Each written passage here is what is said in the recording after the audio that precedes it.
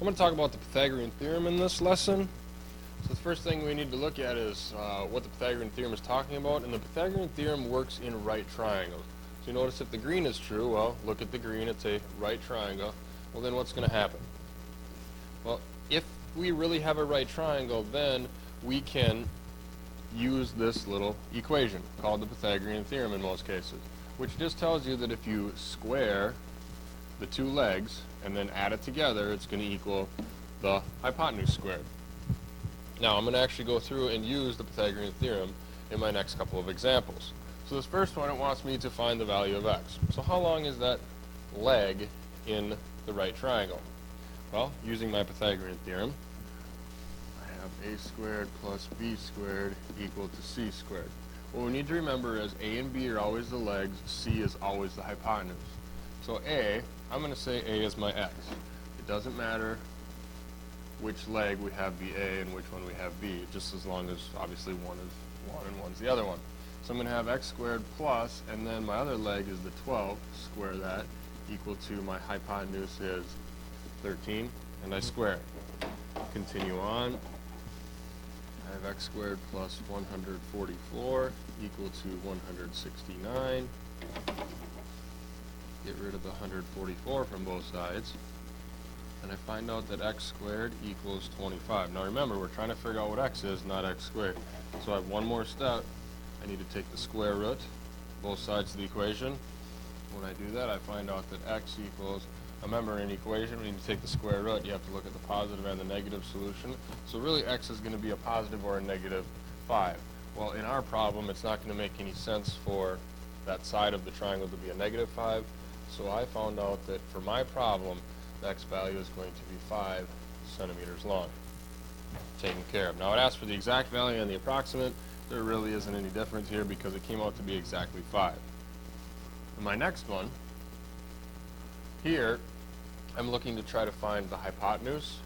Notice it's opposite the right angle. Well, I'm going to use my Pythagorean theorem again. Do my a squared plus b squared equal to c squared. I know a and b this time. I'm going to say a is 12 and b is 14. And I don't know what c is. That's the y in this problem. And I'm going to continue on. Well, 12 squared is 144.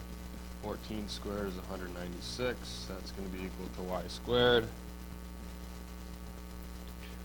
When I add them together, I'm going to end up with 340 equal to y squared. Again, I want to figure out what y is, not what y squared is. So I need to take the square root of both sides.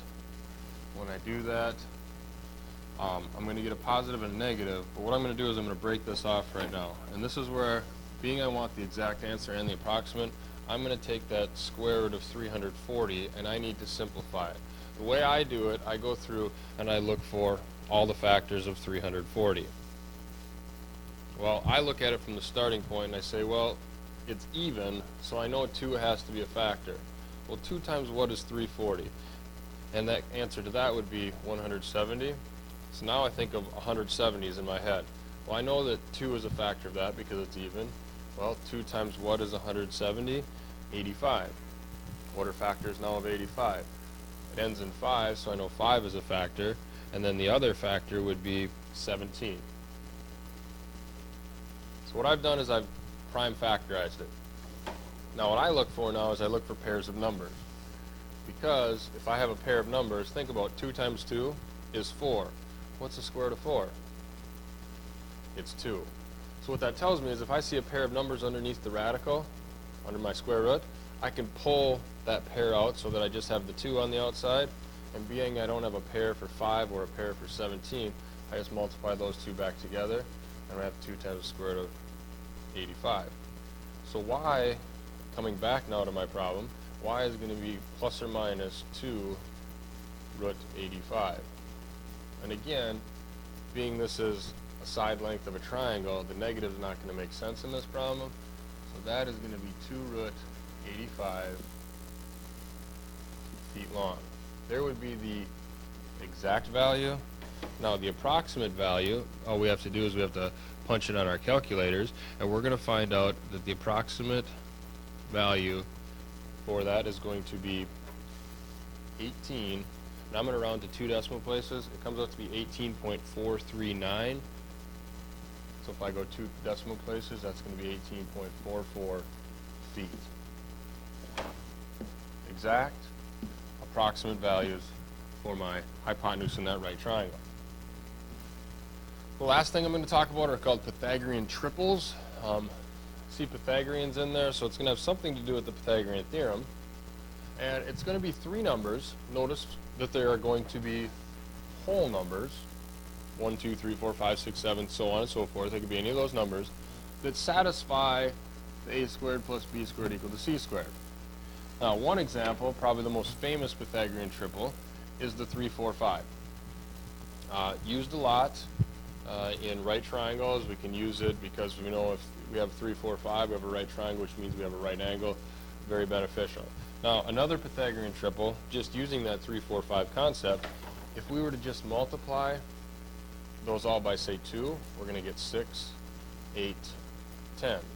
If you plug those 3 numbers into a squared plus b squared equal to c squared, the equation holds up, therefore 6, 8, 10. We could take the 3, 4, 5, multiply it by 3, and get another Pythagorean triple. Now, another Pythagorean triple would be the 5, 12, 13. And again, we could take the 5, 12, 13, multiply it by any number, and you're going to get another Pythagorean triple. This is a lot of times referred to as the parent Pythagorean triple. This would be one of the children of it. Same thing with the 3, 4, 5. That'd be like the parent one. See if you can come up with other ones, and tell me in class that you found another one and give it to me. Just curious how many we can come up with.